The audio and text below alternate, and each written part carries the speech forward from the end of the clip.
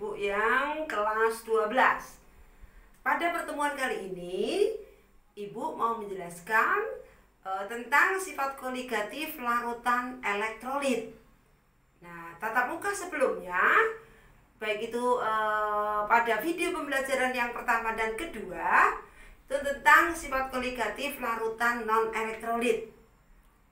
Nah, dari sifat koligatif larutan non-elektrolit, ini nanti untuk masuk ke sifat koligatif elektrolit, itu di dalam elektrolit ini nanti dipengaruhi oleh yang namanya faktor Van Hoff, ya. Nah, faktor Van Hoff, atau di sini sering digambarkan dengan I, ya. Faktor Van Hoff itu I. I ini rumusnya adalah 1 plus N-1 dikali alfa. Nah, faktor Van Hoff atau I itu sama dengan 1 plus N-1 dikali alfa. Ya. N-nya ini adalah jumlah ion. Karena elektrolit, ya. Jadi nanti harus kita uraikan. Alfa ini adalah derajat ionisasinya. Nah, ya, derajat ionisasi, ya. Nah, ini yang membedakan antara sifat koligatif larutan non-elektrolit dengan elektrolit. Jadi kalau larutan elektrolit itu nanti dikalikan dengan faktor Van Hoff-nya. Nah, ini seperti yang kemarin, ya, tatap muka yang sebelumnya. Itu yang pertama adalah sifat koligatif, yaitu kenaikan titik didih, ya, yang kita bahas tatap muka sebelumnya. Ya, kenaikan titik didih itu adalah lambangnya adalah delta TB. Delta TB di sana rumusnya adalah KB kali M. Karena ini adalah elektrolit, maka dikalikan dengan faktor Van Hoff-nya, I-nya. Nah, kalau molalitasnya M ini adalah M kecil, bukan massa, tapi molalitas. Kalau molalitasnya kita buka, berarti delta TB sama dengan KB dikali 1000 per massa pelarut dikali massa terlarut per mR, ya, kali faktor Van Hoff-nya. Nah, ini kenaikan titik didihnya. Jadi rumusnya hampir sama dengan sifat koligatif non-elektrolit, cuma untuk elektrolit dikalikan oleh faktor Van Hoff-nya. Demikian juga pada sifat koligatif yang kedua, yaitu penurunan titik beku atau delta TF. Delta TF sama dengan KF dikali M dikali I, karena dia elektrolit, ya, kali I. Kalau molalitasnya kita buka, berarti KF dikali 1000, molalitas kita buka, dibagi massa pelarut, massa terlarut per MR zat larutnya kali I. Nah, itu untuk penurunan titik beku. Nah, jadi rumusnya hampir sama, ya. Cuma di sini dikalikan faktor Van Hoff, ya. Sama dengan nanti pada sifat koligatif yang ketiga, yaitu penurunan tekanan uap. Delta P juga sama, yaitu P0, P derajat dikali XT, fraksi mol terlarut, kali I, karena dia elektrolit. Nah, kalau tekanan uap larutannya berarti P perkalian antara fraksi mol pelarut dengan tekanan uap pelarut murninya kalikan I. Kenapa? Karena dia elektrolit. Jadi yang membedakan antara non-elektrolit dan elektrolit adanya faktor Van Hoff. Yang keempat, sifat koligatif keempat adalah tekanan osmotik, P sama dengan M kali R kali I kali T kali I. Nah, jadi perbedaannya di sini elektrolit muncul faktor Van Hoff-nya. Nah, jadi kalian nanti bisa membedakan larutan itu elektrolit atau bukan itu dari rumus kimia yang muncul. Ya. Kalau elektrolit ya, itu adalah senyawa-senyawanya kalian tahu ya. Itu nanti dia elektrolit kuat atau lemah ya. Itu yang kelas 11 kemarin ya, semester 2 khususnya yang kalian belajar tentang larutan. Nah, jadi larutan elektrolit ya, dan non elektrolit kan sudah tahu ya perbedaannya di mana. Nah, jadi kalau larutan yang non elektrolit kamu sudah tahu, oh larutan non elektrolit bagaimana? Larutannya adalah mengandung karbon dan hidrogen. Tapi di sana tidak boleh mengandung gugus fungsi yaitu COOH. Jangan nanti hidrokarbon ada gugus fungsinya asam karboksilat, kalian katakan dia non elektrolit ya. Jadi selain itu, jadi yang elektrolit bagaimana? Selain itu ya. Nah, yang mengandung yang sering kalian hafalkan nanti terlihat nanti ya. Yang mengandung apa golongan 1A, 2A ya. Nah, di sana nanti kalian dari yang logam-logam, mengandung logam, pastilah di sana larutannya adalah larutan elektrolit ya. Nah, karena kenapa? Karena di sana ikatannya kan ikatan daripada ion. Makanya nanti jumlah ionnya kalian bisa cari dari mana? Dari reaksi ionisasinya. Jadi kalau kalian sudah bisa menguraikan, sudah tahu itu elektrolit, ya toh? Nah, jadi nanti kalian sudah tahu berapa jumlah ionnya. Ya. Contohnya seperti ini. Baik, pada pertemuan kali ini dari 4 sifat koligatif larutan, pada pertemuan ini Ibu mau menerapkan 2 sifat koligatif, yaitu yang pertama itu adalah kenaikan titik didih delta TB, yang kedua adalah penurunan titik beku delta TF. Nah, di sini membedakan antara sifat koligatif larutan elektrolit dan sifat koligatif yang non elektrolit pada minggu sebelumnya. Itu dari awal tadi sudah Ibu tekankan bahwa ini dipengaruhi oleh faktor Van Hoff-nya atau I-nya.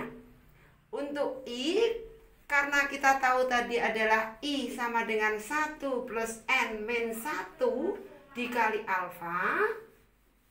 Di sini kalian untuk elektrolit itu cara menentukan harga N-nya, jumlah ionnya. Nah, di sini Ibu kasih contoh. Contohnya larutan elektrolitnya adalah, contoh di sini adalah MgCl2. Nah, di sini dia akan terionisasi menghasilkan Mg2+, 2 plusnya ada di sini. Ya toh, dari 2 ke depan Cl-. Jumlah ionnya di sini, bukan besarnya muatan ya, jumlah ionnya. Ion positifnya ada 1, yang negatifnya ada 2. Berarti N sama dengan 3. Contoh lain misalnya aluminium sulfat. Nah, seperti ini. Bagaimana mencari jumlah ionnya? Indeksnya ini kita majukan ke depan, 2Al, muatan lihat lawan 3, di depan itu adalah positif. Nah, 3-nya kita keluarkan, SO4, muatannya kita lihat lawannya, ALE, artinya ada berapa? 2, berarti 2 minus karena di belakang. Jumlah N-nya, jumlah ionnya lihat sini, 2 ditambah 3, jadi jumlah N-nya 5. Satu lagi, contohnya, misalnya CaClO4 2 kali, kalsium perklorat ya, CaClO4 2 kali ya. Nah, contohnya lagi Ibu ambil dari kalsium perklorat. Rumus kimianya adalah CaClO4 2 kali. Kalau ini kita uraikan, kita akan mendapatkan ion Ca2+, di sini ya. Plus 2 kedepankan, perkloratnya ClO4, muatannya minus. Minusnya dari Ca-nya ini. Ca-nya ada berapa? Ada 1. Nah, berarti di sini min 1. Jumlah ionnya Nah, kalau tidak ada angka di depan ini berarti 1 tambah 2. Nah, berarti ada 3.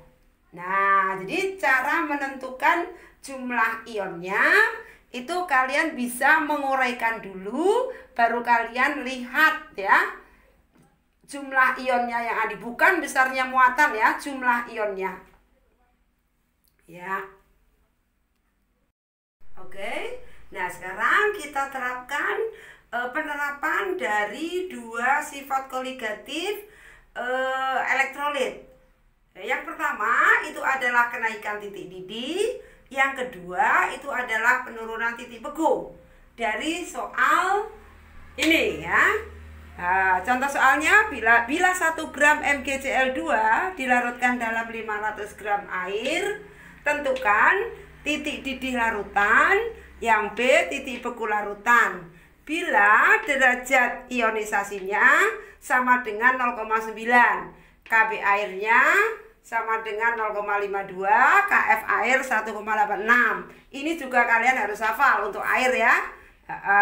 ArMg24, Cl 35,5. Langkah pertama seperti biasanya itu dalam menyelesaikan soal-soal diketahui itu adalah N atau jumlah ion dari MgCl2. Kita uraikan supaya kamu teliti. Mg2 plus 2 Cl minus. Berarti di sini N-nya sama dengan 3. Nah, supaya kalian mudah, langkah pertama kamu cari I-nya ya. Nah, di sini ini N-nya sudah kita dapatkan, P-nya pelarutnya itu adalah massa pelarut air itu adalah 500 gram. Alfanya sudah diketahui, derajat ionisasinya 0,9. Kb air atau Kb-nya tadi adalah 0,52 derajat Celcius per molar. Kf-nya itu adalah 1,86 derajat per molar. Mr. Nah, ini ya. Mr dari zat larutnya MgCl2. Mg-nya itu adalah 24 ditambah Cl-nya ada 2. Berarti 2 kali 35,5 ya. Nah, kita jumlahkan sama dengan 71 ditambah 24 ya. Berarti 95. Ya, jadi kalau massa atom relatifnya sudah diketahui, kalian tinggal mencari Mr, massa molekul relatif dari zat terlarutnya. Nah, yaitu di sini Mr-nya Mg ditambah itu 2 kali Cl-nya. Jadi 24 ditambah 2 kali 35,5 karena harga Cl-nya 35,5. Jadi 71 ditambah 24. Ketemu ya, akhirnya jumlahan dari Mr MgCl2 adalah 95. Nah, kalau kalian sudah dapatkan Mr, langkah pertama supaya kalian mudah, karena di sini ditanyakan tadi adalah titik didih larutan yang A, berarti titik didih berarti Tb ya, Tb larutan. Yang B adalah titik beku, jadi Tf larutan. Nah, berarti kalian dalam menyelesaikan ini, langkah pertama supaya mudah cari I-nya, faktor Van Hoff-nya. I sama dengan 1 plus N min 1 dikali alfa.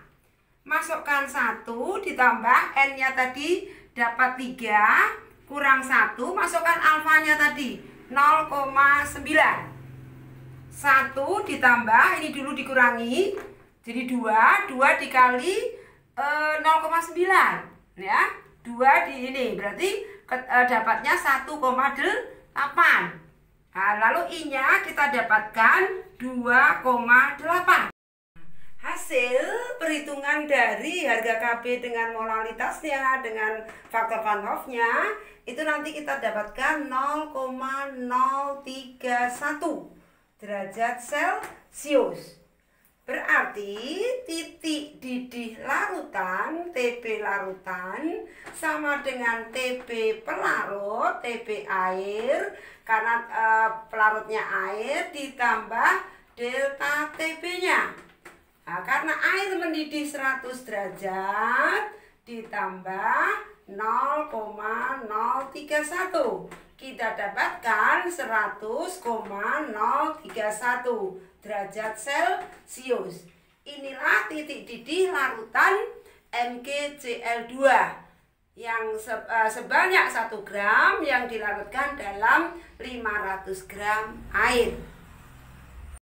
Nah, sekarang kita mau menerapkan sifat koligatif yang kedua, yaitu penurunan titik beku. Ya, di sini yang ditanyakan adalah berapa titik beku larutan dari 1 gram MgCl2 yang dilarutkan dalam 500 gram air.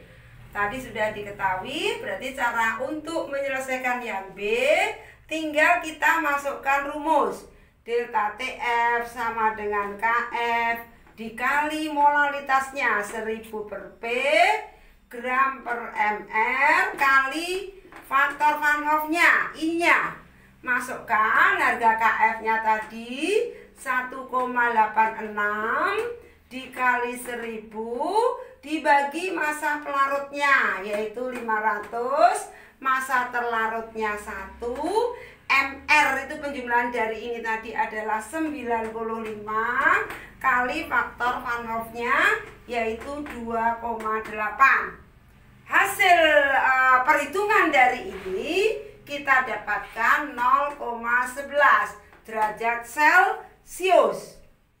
Nah, karena ini yang ditanyakan adalah titik beku larutan, ingat, air itu membeku pada 0 derajat Celcius.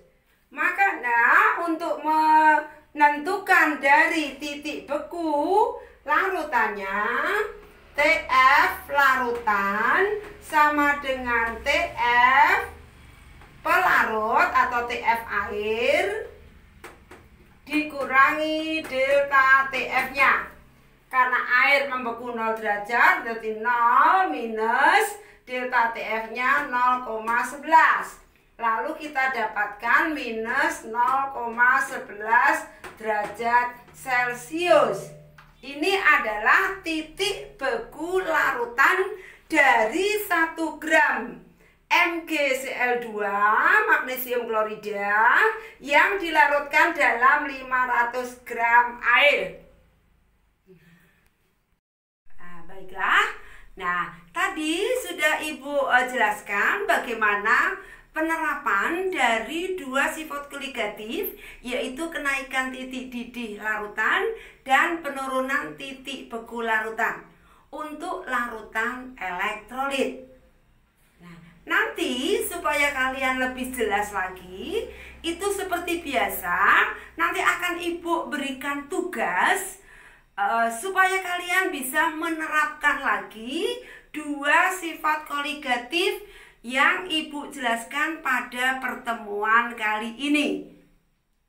Bila kalian nanti belum jelas, seperti biasa, kalian bisa tanyakan dengan teman sejawat atau bisa nanti dengan Ibu. Nah, untuk kali ini Ibu cukupkan sampai di sini. Kita berjumpa pada tatap muka berikutnya. Salam semangat.